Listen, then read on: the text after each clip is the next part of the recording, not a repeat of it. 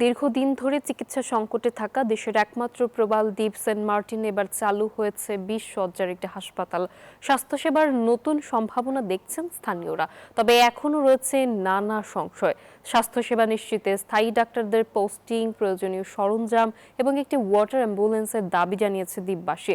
বিস্তারিত ডেস্ক রিপোর্টে। প্রবাল প্রাচীর, নীল সমুদ্র আর সাদা বালুকা বেলার সমন্বয়ে দেশের অন্যতম আকর্ষণীয় স্থানে পরিণত হয়েছে দেশের একমাত্র প্রবাল দ্বীপ সেন্ট মার্টিন। তবে দ্বীপের প্রায় 10,000 অধিবাসী এতদিন পর্যাপ্ত চিকিৎসা সেবা থেকে বঞ্চিত ছিলেন।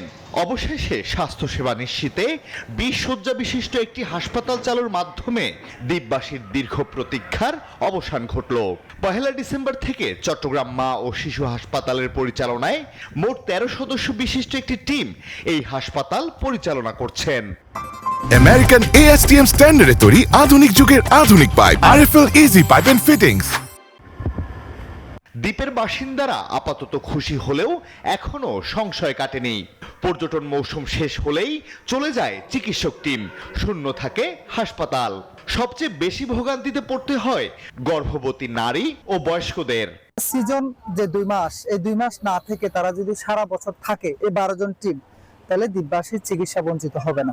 আমাদের সেন্ট মার্টিনের সবাই সবসময় সুবিধাই পায় না, যদিও একটা গর্ভবতী মানুষ হঠাৎ করে যদি বাইরে যেতে হচ্ছে, তাহলে আমাদের MBBS ডাক্তার নাই। আমরা সরকার থেকে আশা করব সরকারিভাবে পূর্ণাঙ্গভাবে হাসপাতালটা চালু হোক।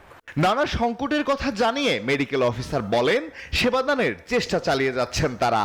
উপজেলা স্বাস্থ্য কমপ্লেক্সের পরিবার পরিকল্পনা কর্মকর্তার সাথে এই জিনিসগুলো শেয়ার করেছি। আর যে সাপ্লাইগুলো আমাদের লাগবে, বেসিক সাপ্লাইসগুলো, এগুলোর জন্য আমরা যেহেতু পরিচালনায় চট্টগ্রাম মহাশয় হাসপাতাল, ওনাদের সাথে যোগাযোগ করেছি। ওনারা একদম বেসিক সাপোর্টগুলো আমাদেরকে প্রোভাইড করবেন। বিচ্ছিন্ন এই দ্বীপে 10,000 মানুষের টেকসই স্বাস্থ্যসেবা নিশ্চিতে স্থায়ী ডাক্তার পোস্টিং, প্রয়োজনীয় সরঞ্জাম ও একটি ওয়াটার অ্যাম্বুলেন্স হতে পারে দ্বীপবাসীর ভরসা, বলছেন স্থানীয়রা। Desk report, news 24।